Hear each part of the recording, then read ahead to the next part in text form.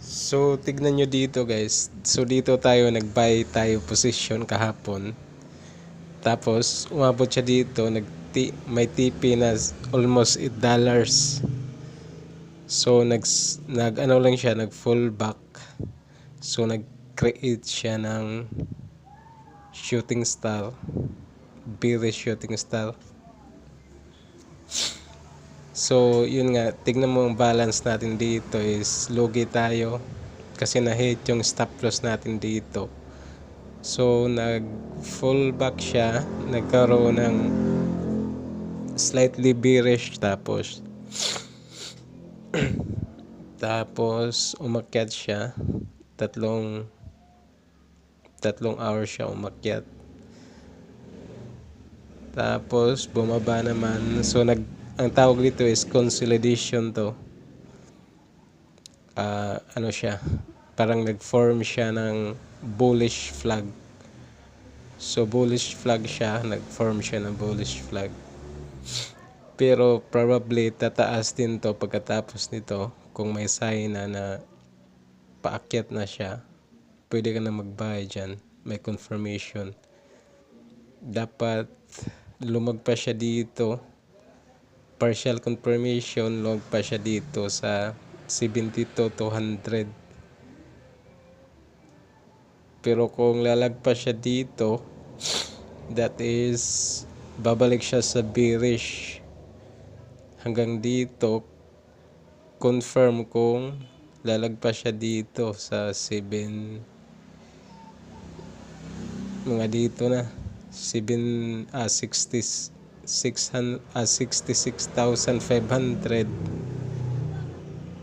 Yan, confirm na yan na kung lalagpas siya dito, nasa 66 na siya, pababa na yan. So, kung titignan mo, pero ano to bullish flag to, ganun, bullish flag to, ganun.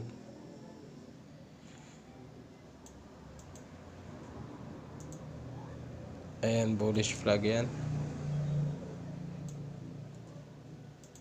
Tapos ang scenario yan is ganito.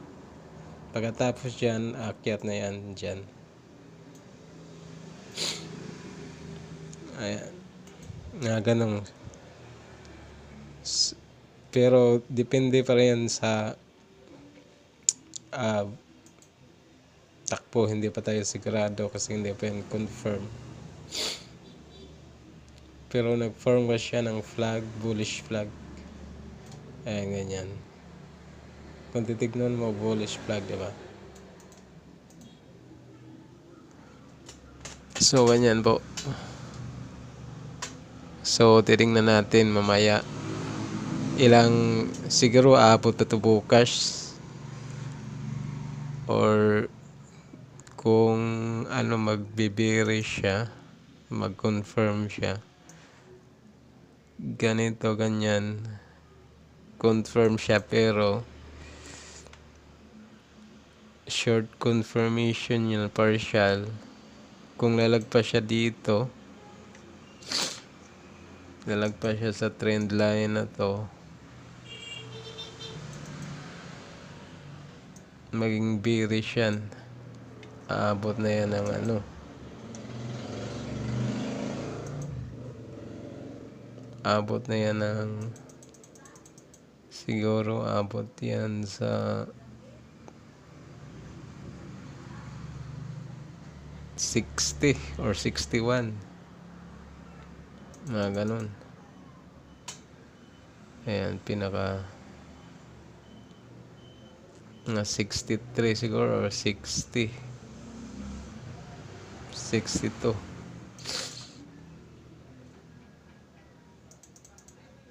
In general kasi to tingnan natin yung daily chart. Parang hindi na to babalik sa 60. Bullish na kasi yung niya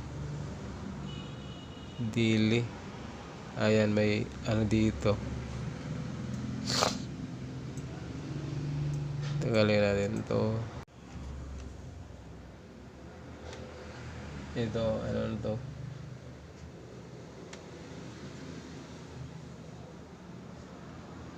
Higher high.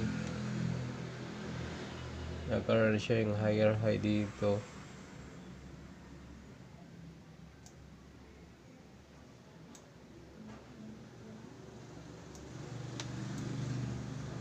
Ayan.